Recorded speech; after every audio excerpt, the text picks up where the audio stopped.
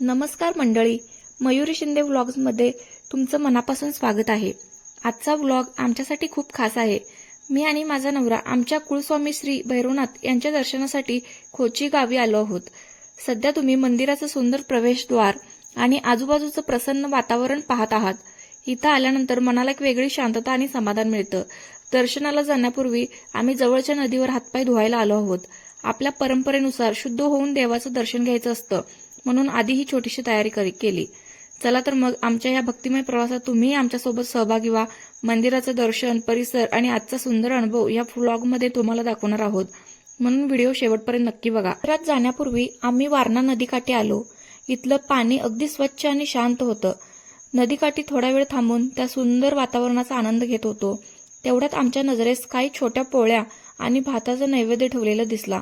मग मी माझ्या आहोंना म्हटलं, हे नदीत टाका, निदान माशांना तरी खायला मिळेल। त्यांनी तो नैवेद्य हळूच नदीत टाकला आणि काही क्षणातच खूप सारे मासे त्या ठिकाणी जमा झाले। ते मासे आनंदाने तो नैवेद्य खाताना पाहून खूप छान वाटलं। तो क्षण खरंच मनाला स्पर्श करून गेला। त्यानंतर आम्ही वारणा नदीत हातपाय धुतले, मन प्रसन्न केलं आणि मग श्री भैरवनाथांच्या दर्शनासाठी मंदिराच्या दिशेने निघालो। पुढे जात असताना आमच्या नजरेस एक भव्य असा वटवृक्ष दिसला। खरंच त्या झाडाचं रूप पाहून काही क्षण आम्ही तिथेच थांबलो। त्या वडाच्या झाडाच्या असंख्य पारंब्या जमिनीत रुजल्या होत्या आणि त्यातून जणू अनेक नवीन खोडं तयार झाली होती। त्यामुळे ते संपूर्ण झाड इतकं विशाल दिसत होतं की शब्दात त्याचे वर्णन करणंही कठीण आहे। क्षणभर तर असं वाटलं जणू एखाद्या चित्रपटाची शूटिंगच इथे सुरू होणार आहे की काय। आता आम्ही श्री भैरवनाथांच्या जुन्या मंदिराकडे चाललो होतो। स्थानिकांच्या सांगण्यानुसार याच ठिकाणी श्री भैरवनाथांनी प्रथम निवास केला होता।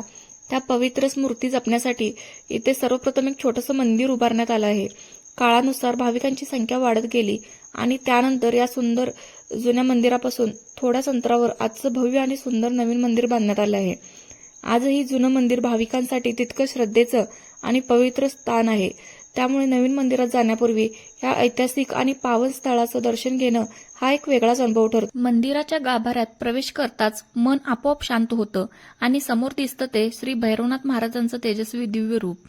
या मूर्तीचं दर्शन घेताच प्रत्येक भक्ताच्या चेहऱ्यावर समाधान आणि श्रद्धेची भावना उमटते। वातावरणात घुमणारा घंटानाद, समईचा मंद प्रकाश आणि दरवळणारा उदबत्तीचा सुगंध या सगळ्यामुळे हा क्षण आणखी पवित्र वाटतो। श्री भैरवनाथ महाराजांच्या चरणी मनापासून नमस्कार करून आपणही त्यांच्या कृपेची प्रार्थना करूया। इथे काही क्षण उभं राहिलं तरी मनाला एक वेगळाच दिलासा मिळतो। खरंच हे फक्त मंदिर नाही तर श्रद्धा, भक्ती आणि सकारात्मक ऊर्जेचं पवित्र स्थान आहे। जय श्री भैरवनाथ महाराज। दर्शन झाल्यानंतर आम्ही मंदिराच्या पटांगणात थोडा वेळ निवांत बसलो। तेवढ्यात आमची भेट झाली या मंदिराच्या एका खास रहिवाशाशी।